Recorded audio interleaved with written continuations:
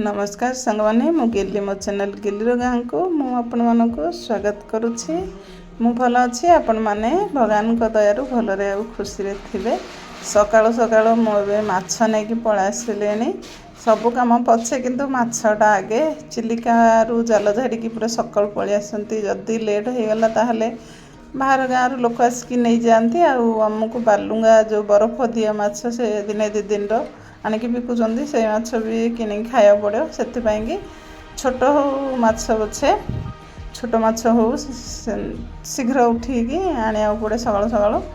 से माछ धरिकी पळा आसिले। माछ जो पातुआ जाल बस छोट पातुआ माछ से जाल मिसिकी माछ मिले। यहाँ को पैता पका माछ कहते। मुझे आणिकी काटी सारे माछ किंतु आर कंटा पूरा मुनिया काटला बेले हाथ जाक सबू कंटा फुटी जाए। हाथ में पाउंस लगे मु माछ काटी दौची।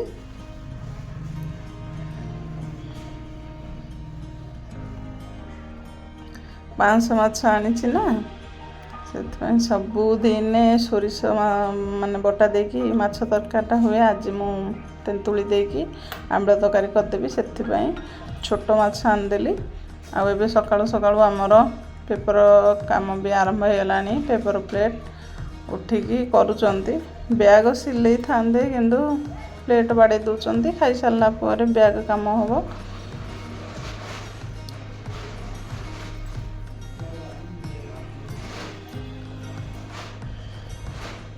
एतिकी बाड़े की सब रखी सारे।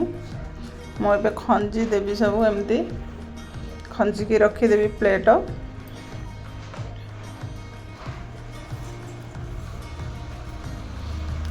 प्लेट ना बाहाघर व्रतघर आउ बार्थडे भोजी पाई भी ऑर्डर रखा हुए। आउ होलसेल दाम रे भी प्लेट दिया हुए। जार आवश्यक से कांटेक्ट करके नहीं पारे। मुझे सब प्लेट खंजी दौची।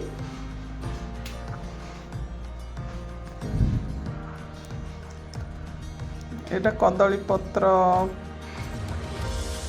प्लेटा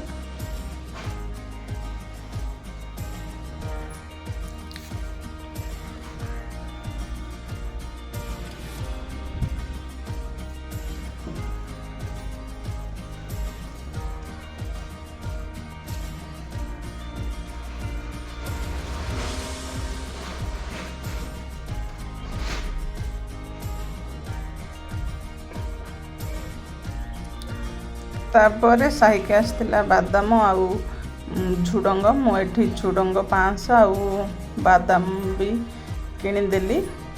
ताकू कहली झील तू काटिक भाजीदेबू। से कहला ना तू काटी देकी मत दे मु भाजीदेवी। आउ रखी पोटल जो छचिंद्रा से 500 आउ बादाम आउ झुडंग रखी। झुडंग काटिकी देदेली। तापर मुझे गाधेकी पळा आसिली। आमिषटा ना गाधेकी आसिक आमिष हाथ हवा भल लगुनि। गाधे पूर्वर माछ आनिकी काटिकी रखिकी पଳାଏ। एबे देखंतु करदेली माछ तरकारी बसैछि। एबे झील जे बादाम सिझा बसौछि। भात हो गलानी झुडंग भजा हो गलानी आउ माछ तरकारी भी हे आसलानी। एबे बादाम सिझा बसछि। देखंतु तरकारी भी हे आसलानी। तेंतुली खटा सब बड़े हुए अदिनिया एमती इच्छा हेले हो जाए। आज करदे से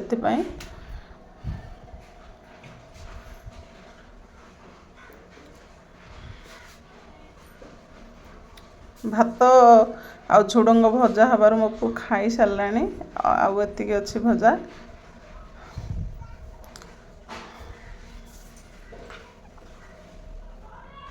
तापर आम पड़िशा हार नानी घर तांकर हेइथिला पणस घांट। आंकर देइचंदी आमको चिंगुड़ी माछ पकईकी आलू बाइगण पणस पकईकी घांट होइची।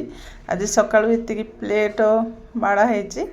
तापर रोषेईबास सब सजियारे मु खाई बसली। झील मत आनिकी दे दौची। मु पखाळ खाऊची। घांट होइची चिंगुड़ी घांट आमर हेइनी। आम पड़िशा हार नानी मते देइची घांट तरकारी आउ झुडंग आलू भजा पैता माछ आंबिल आ पखाळ भात। आसंतु खाइबे।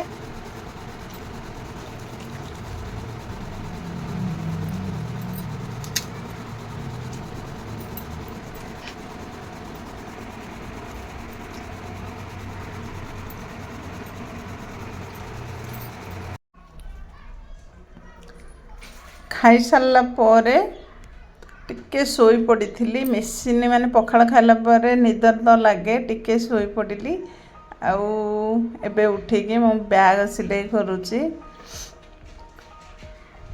ବ୍ୟାଗ୍ ଗୋଟେ ଏମିତି କାମ, ପରିଶ୍ରମ ଅଧିକା ହେଉଛି ସତ, କିନ୍ତୁ ରେଗୁଲାର କାମ।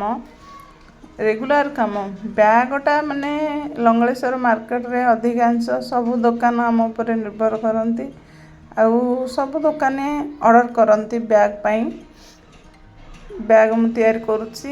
ଆଉ ଆମ ଝିଅର ତ ପ୍ରତ୍ୟେକ ଦିନ ଏମିତି ନଟକୁଟିଆ କାମ ଚାଲିଥାଏ। ଆଜି ଦେଖନ୍ତୁ ଇଏ ଗୋଟେ ମୋମୋ ପାଗ କ'ଣ ଧରିଲାଣି କରିଛି ସିଏ ମୋମୋ। ତାକୁ ସବୁବେଳେ ଏମିତି କିଛି ନା କିଛି ତାକୁ ଏମିତି ତିଆରି ଏକା କରିବାକୁ ଭଲ ଲାଗେ ତାକୁ। ସେ କରୁଛି ମୋମୋ।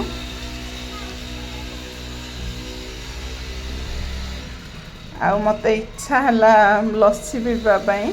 ମୁଁ ଲସି ଆଣିଥିଲି 2ଟା, ମୋଟା ଖାଇସାରିଲେଣି। ଆଉ ତାଙ୍କ ବାବାଙ୍କର ମୁଁ ଧରିଛି, ତାଙ୍କୁ ନେଇକି ଦେବି। ତାପରେ ଟିକେ ଛାତ ଉପରକୁ ପଳେଇ ଆସିଲି।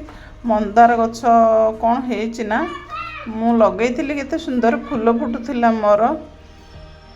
ଇଏ ହେଉଛି ଅନଲାଇନ୍ ଅର୍ଡ଼ର ଗଛ, ମୋତେ ଠକି ଦେଇଛନ୍ତି ପିଙ୍କ କଲର୍ ମନ୍ଦାର ଦେଇକି ମୋତେ। ଆଉ ମନ୍ଦାର ଗଛରେ ନା ପିମ୍ପୁଡ଼ି ଅଧିକ ହେଉଛି, କଳା ପିମ୍ପୁଡ଼ି। ଆଉ ଗଛର ପତ୍ର ସବୁ ହଳଦିଆ ଦେଖାଯାଉଛି। ଦେଖନ୍ତୁ ଆମ ପଡ଼ିଶା ଘର ସେ ଛାତ, ଆମ ଯେଉଁ ଅପା ଲେଖା ହେବ ତାଙ୍କେ, ସେ ତ ପୁରା ସବୁ ପ୍ରକାର ଫୁଲ ଗଛ ଏଠି ଲଗେଇଛନ୍ତି। ଦେଖନ୍ତୁ, ମାନେ ଯଦି ଲକ୍ଷ୍ୟ ଗୋଟେ ରଖିବ, ନିଶ୍ଚିନ୍ତ ଦିନେ ନା ଦିନେ ସେଇ କାମରେ ସକ୍ସେସ୍ ହେବ। ଆଉ ମୋର ଲକ୍ଷ୍ୟଟା ଏପଟ ସେପଟ ହେଇଯାଉଛି ବୋଧେ, ମୁଁ କୌଣସି କାମରେ ସକ୍ସେସ୍ ହେଉନି। ଯେମିତି ୟୁଟ୍ୟୁବରେ କଥା, ମାନେ ଯେବେଠୁ ମୁଁ ଆରମ୍ଭ କଲେଣି, ଆଜି କେଉଁଠି ନା କେଉଁଠି ଥାନ୍ତି। ଗୋଟେ 2 ଦିନ କରିଦେଲେ 4 ଦିନ ବନ୍ଦ, 8 ଦିନ କରିଦେଲେ ମାସେ ବନ୍ଦ, ଏମିତି ଚାଲିଛି ମୋ ଭିଡ଼ିଓ। ଆଉ ଇଚ୍ଛା ହେଲେ କରିଦେଉଛି, ଇଚ୍ଛା ହେଲେ ବନ୍ଦ କରିଦେଉଛି, ଏମିତି ଚାଲିଛି।